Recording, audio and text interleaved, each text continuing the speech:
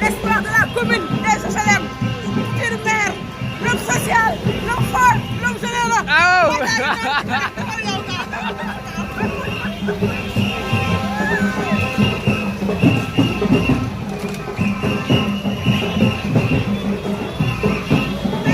ki ngeen gis mooy Pape Ndoye moom tamit bu jege loolu Cheikh Mbaye bokk ci candidat yu xëccoo mairie HLM Pape ñu ngi la nuyu. ñu ngi leen di fay bu baax. tey naka nga ñu mën a wax ci Cheikh. waaw Cheikh de moom mën nañu wax si moom lu bëri. mën nañu wax si moom lu bëri vraiment déjà Pape Mansour Mbaye mooy sa papa rek loolu privilège la. booleeg tamit yaram ak tegginam xam nga ak oyof bi Cheikh oyof parce que du dox ak garde du corps loolu rek xam nga lu rëy la daal lu rëy la si politicien jamono ji ñu toll. waaw loolu daal mën nañu ko defal barkeeloo moom si moom. quoi.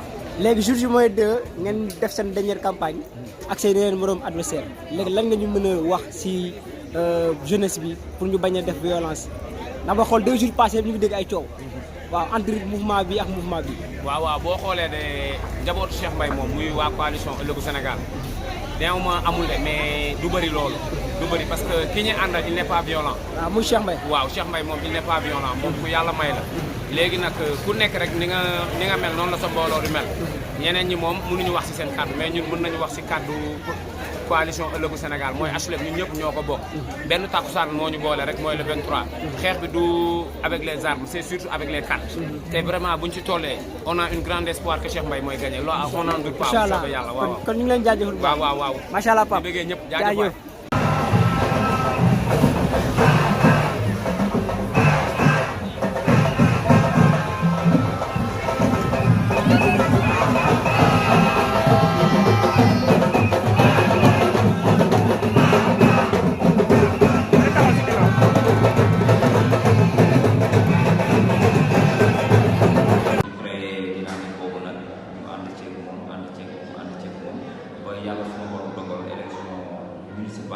ñëw bi mu ñëwee nag bon ak sunu engagement citoyen ñu ne du yoon ñu toog di xaar maire bi ñu defal dara moo taxoon ñu jël engagement wu nekk ci terrain bi di liggéey léegi nag bon pour loolu noonu yëpp wàccu ñu ne dañuy def choix sur le candidat ànd ak benn candidat bokk ci instance de décision yi parce que liñ daan bëgg def yëpp biir HLM ñu ko woon def parce que amuñu woon des prérogatives pour def ko am na foofu ne boo ko naree laal dañu naan buñ ko laal même boo ko mënee buñ ko laal pour sa domaine de compétence waroo ko def parce que voilà mouvement associatif nga ni ñii moo ko war a def mais nag ak yooyu noonu yëpp ñu naan jànkonte ñu ne moom bokk na jot na soit ñu am suñu candidat dem jëli mairie bi egg suñu yéene si HLM ou ñu dem xool benn candidat ànd ak moom li ñu dégloo ñenn ci yenn candidat yi ak ñeneen ñi nga xam ne moo xam nañ leen xam nañ seen démarche ñu ne il faut ñu ànd ak kenn par rapport ak ñun suñu gëm-gëm ak suñu démarche ak suñuy principe pour bañ a wàcc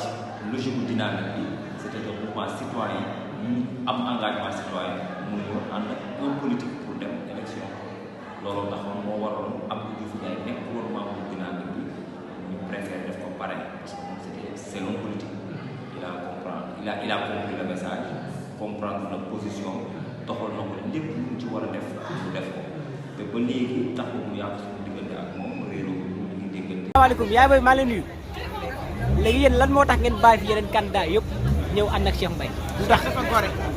Cheikh dafa social. yokkal bu Cheikh dafa gore dafa social mën a dimbali ku jaaxle feebar bu faj la macha allah néew ji doole ji mu taxaw ci ñoom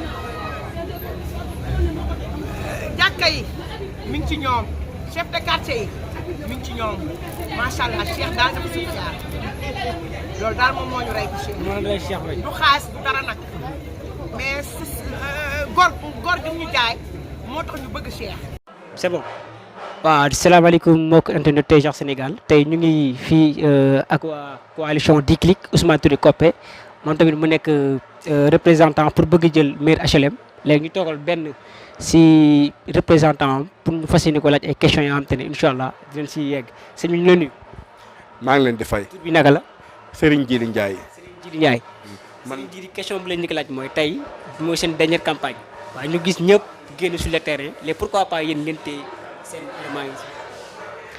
alhamdulilahi rabil alamin man Serigne Djily Ndiaye président du mouvement pour la renaissance des HLM bokk ci coalition gagnante Déclic nekk ci majoritaire bi. Alors question boobu nga ñu laaj dañ ci sawar a tontu ndaxte bu dee da ngay ànd ak njiit moo xam ne suñu borom da ko cëral mu am vision di xam wala di njott li nga xam ne ñëwagul te mu sentir ko sa xel dafay dal.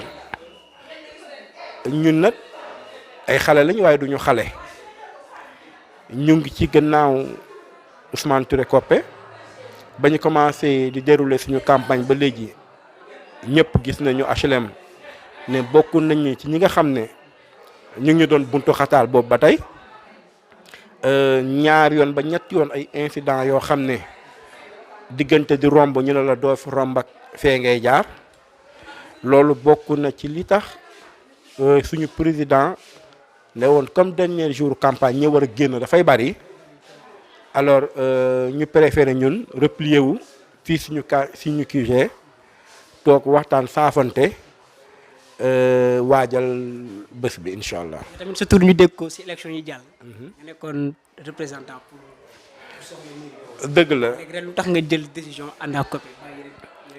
waa xam nga ren dama ne woon sax man du ma présenté wu. élection yi jàll sa tur bi carte de HLM Djily Ndiaye. dëgg la parce que man Djily Ndiaye société civile la parce que Djily Ndiaye la taxoon mu engagé wu en 2014 gisoon dérive bi nga xam ne fa la commune bi aw.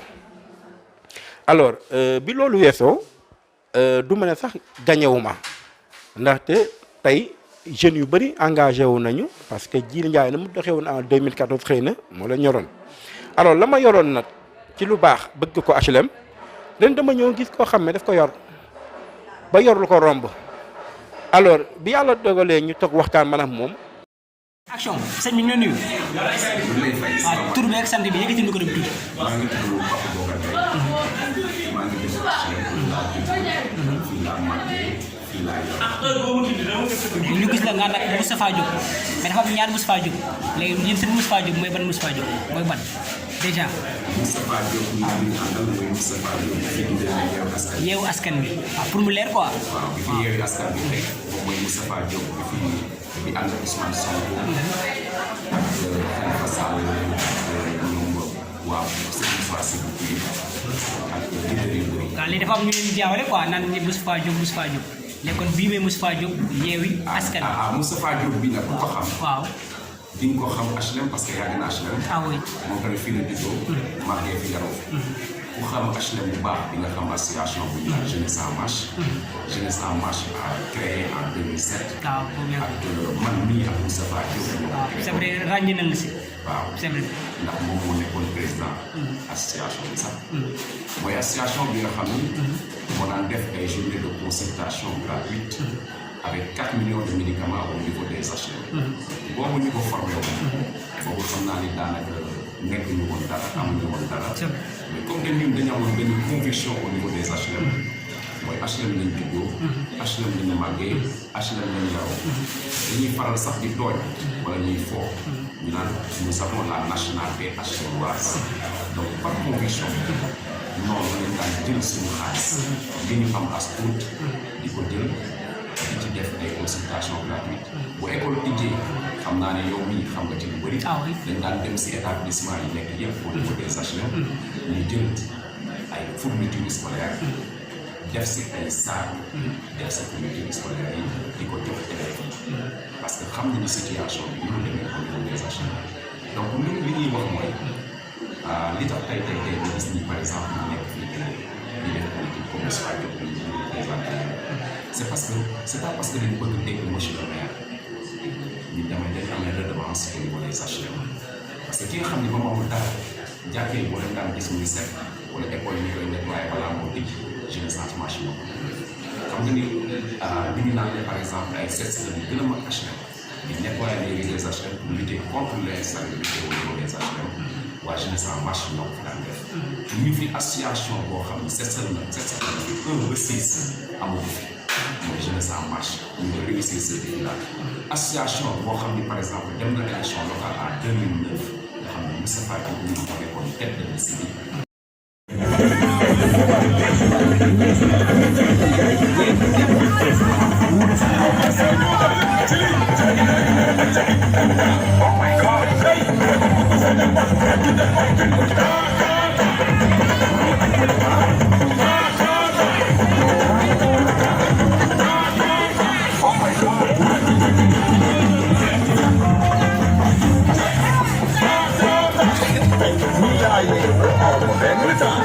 action sama si ñu lay nuyu. man lay fay. waaw lu tax ngeen ànd ak Abdourahmane Diaw lu tax. Abdourahmane Diaw c'est un intellectuel dëkk HLM. màgg fi yaroo fi dem ba teg si déplacement dans les collectivités territoriales am expérience. xam ni expérience bi mu am di ko jéggaani mu ñu ko fi HLM ndax fii la dëkk. doomu HLM la. te bu avancement HLM la ñu bëgg. léegi bu defee ne HLM yëpp ko bëgg a bañ. ndax ku ne xam nga ne HLM nekk na. léegi mën nga ñu wax benn réalisation wala ñaar yoo xam ne Abdourahmane Diaw moo ko def fi HLM. ah waaw Abdourahmane Diaw ba mu nekk conseil régional. waaw xale yi yëpp may na leen. waaw ñu dem jàng. mais est-ce que bourse yi est-ce que bourse yi ñu dëkk HLM la ko may.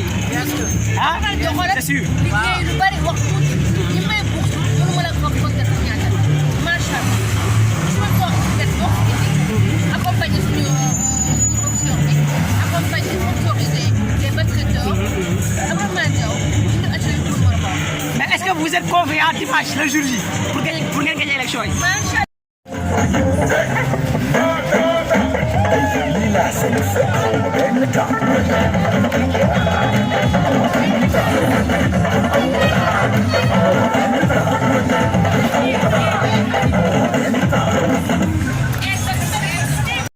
salaamaaleykum Abdourahmane Diaw ñu nuyu. ñu ngi lay nuyu monsieur le maire. waaw tey nekkoon dernière journée campagne ngeen wàcc bi HLM tey mën nga ñuy wax ci say projet ñaar rek nga tënkal ñu ko ci kat ñaar projet yu gën a am importance.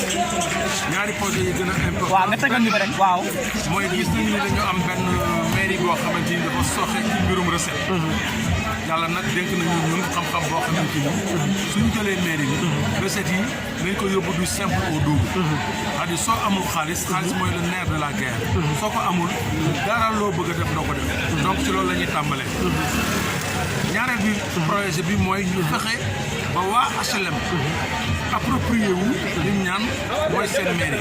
ñoom ñu xamante ni ñoom ñoo moom mairie bi. mais du ñi leen di diriger ñoom ñoo moom mairie. il faut que ñu def ce qu'on appelle une politique inclusive. c'est-à-dire fexe ba li ñuy décider mu jóge ci suuf jëm ci kaw. au lieu que mu jóge ci kaw jëm ci suuf. léegi message bi nga laaj di lancer en tant que leader. en tant que leader message bi may lancé mooy ñu dem ginnaaw suba ci élection yi ci dal. parce que li ma fiy dégg musuma koo gis ci élection yi am HLM. HLM c'est une famille njaboot la boo xamante ni ñëpp benn lañu.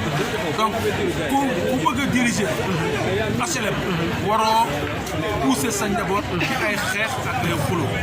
donc li may ñaan yàlla mooy dimanche ñu xëy voté ndànk. dóor gaay ndànk. que le maire gagne. jël maire bi ndànk.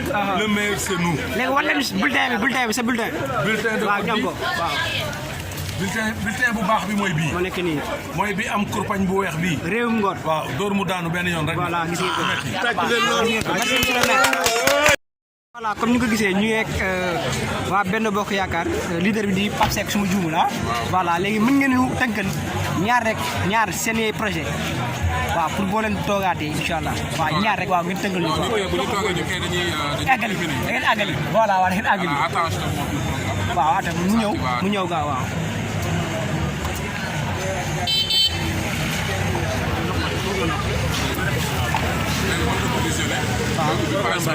y a tout là merci léegi message bi ngeen lancé ban message ngeen lancé si yéen jàmm. ñëpp HLM lañ jëm. jàmm waaw yaa gis ne bés keroog si biir néegu baa sax la ñëw. néegu monsieur le maire. waaw si la ñëw waxtaan. HLM yëpp benn la. léegi le 23 juin. ci ngoon bi ki gagné ñu félicité ko xam ñun ñëpp ku gagné rek HLM moo gagné. ñun ñëpp ñu xam ne. dara gën a tey. dafa problème amul saaga amul xeex am ñëpp ay frère saaga waaw su ma nee ñëw dem voté après résultat la ku ma yàlla jox ñu félicité ko rek ndax